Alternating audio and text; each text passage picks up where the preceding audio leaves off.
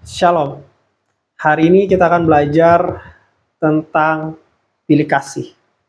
Di mana pilih kasih ini membawa dampak buruk dalam hidup kita. Pilih kasih ini bisa membawa masalah dalam hidup kita. Dan hari ini kita akan belajar dari firman Tuhan, dari Alkitab, dari Bible, dari tokoh-tokoh Alkitab yang ternyata di dalam Alkitab itu ada orang-orang yang pilih kasih. Ada tokoh-tokoh Alkitab yang terkenal, yang banyak kita ketahui, yang luar biasa bahkan, tapi ternyata mereka pernah pilih kasih dalam hidup mereka. Siapa saja mereka? Dan hari ini kita akan belajar dari mereka supaya kita tidak mengulangi kesalahan yang sama. Supaya kita tidak perlu mengalami masalah karena pilih kasih. Apakah ada di sini yang pernah pilih kasih atau memiliki orang tua yang pilih kasih?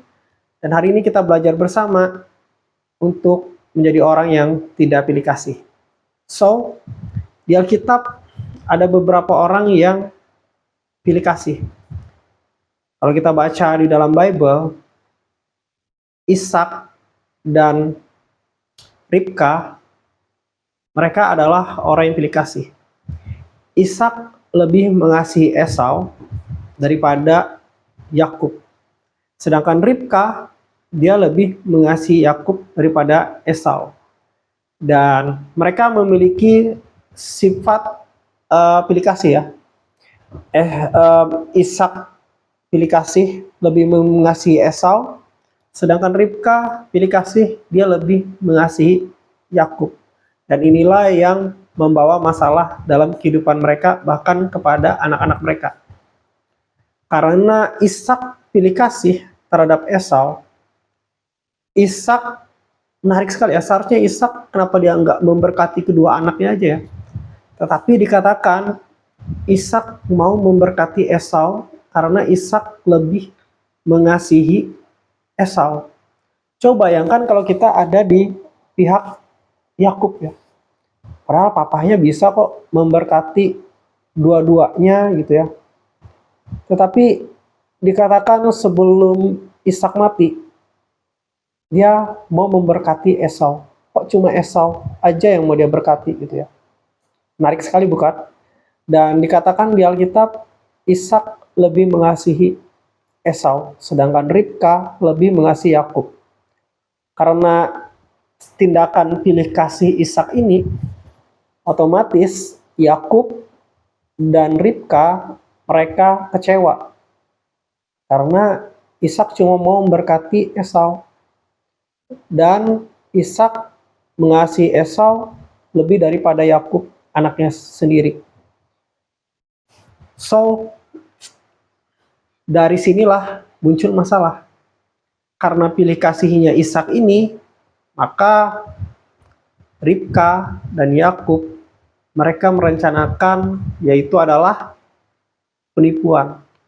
Mereka merencanakan sesuatu untuk menipu Ishak agar Ishak ini memberkati Yakub. Dan di situ pula akhirnya Esau menjual hak kesulungannya kepada Yakub. Lalu juga Yakub ini menipu Esau, dan akhirnya di kemudian hari kita tahu Esau sangat membenci Yakub karena berkatnya diambil. Karena pada saat itu Ishak cuma mau mendoakan untuk satu berkat aja. Ketika Esau sudah menjual hak kesulungannya, dia mau minta diberkati lagi. Tetapi apa jawaban Ishak? Ya, jawabannya seperti kita tahu. Berkatnya itu sudah diambil oleh Yakub. Dan teman-teman, saudara-saudari, saudara bisa baca sendiri di Alkitab apa yang dikatakan Ishak kepada Esau. Gara-gara pilih kasih itulah muncul yang namanya penipuan dan akhirnya mendatangkan masalah di kedepan hari. Kita tahu Esau dan Yakub mereka bermusuhan lama karena orang tua yang pilih kasih. Karena Ishak lebih mengasihi Esau dan karena Ribka lebih mengasihi Yakub. Kalau kita lihat tokoh Alkitab yang lain, Israel, Yakub yang menjadi Israel ya, karena dia mengasihi Ribka, dia mendapatkan anak dari Ribka gitu ya. Rahel ya. Ketika Yakub ini begitu mengasihi Rahel gitu ya. Jadi Israel ini dia memiliki anak, yaitu dia memiliki istri ya, dia memiliki istri Lea, Ribka, tapi dia juga punya anak dari budak-budaknya gitu ya. Nah, dan karena Israel ini begitu mengasihi Rahel, dan dia sangat mengasihi anaknya yang daripada Rahel ini, yaitu Yusuf dan Benyamin. Yusuf ini sangat difavoritkan oleh Israel atau oleh Yakub. Dan Israel atau Yakub ini dia mengulangi kesalahan yang sama seperti yang dilakukan ayahnya Ishak, yaitu memiliki anak favorit atau pilih kasih. Dia mengasihi Yusuf melebihi anak-anaknya yang lain, melebihi kakak-kakak Yusuf. Yusuf diberi pakaian yang bagus, pokoknya diperlakukan lebih karena Israel ini pilih kasih, ya sama seperti papahnya Ishak, dia pilih kasih, dan itu menimbulkan masalah. Masalahnya apa? Saudara-saudara Yusuf, kakak-kakak Yusuf jadi iri, kakak-kakak Yusuf jadi membenci Yusuf, dan kita akhirnya tahu gitu ya, mereka berusaha membunuh Yusuf, tapi Ruben, anak yang pertama daripada Israel, dia nggak mau Yusuf dibunuh. Akhirnya mereka mengambil kesimpulan, kesepakatan untuk Yusuf dijadikan budak. Itu dimulai dari Israel yang pilih kasih. Itu dimulai dari sikap hati, yaitu pilih kasih. So, pilih kasih itu bisa membawa banyak masalah dalam hidup. Jadi, pesan firman Tuhan hari ini, waspada, hati-hati dengan pilih kasih. Karena itu bisa menimbulkan masalah-masalah dalam hidup, untuk hidup ke depannya, entah ke anak-anak kita. Lalu juga pesan firman Tuhan hari ini, sebagai suami istri, kalau kita belajar dari kisah Ishak dan Ribka, suami istri itu harus sehati. Jangan sampai memiliki misalnya anak favorit gitu ya, tetapi harus sehati untuk mengasihi anak-anak.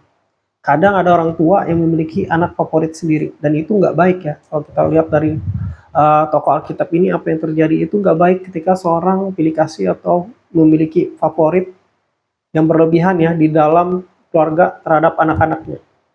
Itu bisa menimbulkan masalah ke depannya. Dan sebagai orang tua, jangan memaksakan anak untuk harus seperti yang kita mau, dalam artian anak si A lebih dikasih daripada si B karena si A mungkin lebih cerdas secara akademik, si B mungkin secara akademik di sekolah tidak secerdas si A, jadi si A lebih difavoritkan gitu ya. Padahal setiap anak itu memiliki talentanya masing-masing, memiliki skillnya masing-masing. Ada yang pintar di akademik, ada juga mungkin pintar di bidang seni. Misalnya dia lebih jago public speaking, dia lebih jago di bidang musik, atau dia punya keahlian-keahlian yang lain, misal di olahraga. Jadi setiap orang tidak bisa kita paksakan untuk menjadi seperti yang kita inginkan. Kita nggak bisa memaksakan anak kita, oh kamu misalnya harus sekolah kedokteran, kamu harus jadi dokter, semua anakmu harus jadi dokter.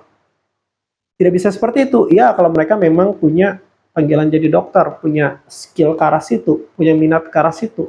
Tetapi kalau seandainya tidak, jangan dipaksakan mereka harus seperti yang orang tua inginkan.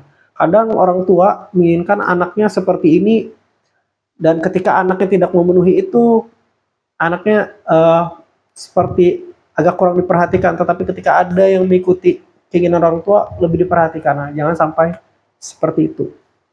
Hari ini kita banyak belajar tentang pilih kasih dan dampak dari pilih kasih yang bisa mendatangkan masalah-masalah dalam kehidupan. Pesan firman Tuhan hari ini adalah jangan pilih kasih. Tuhan Yesus memberkati.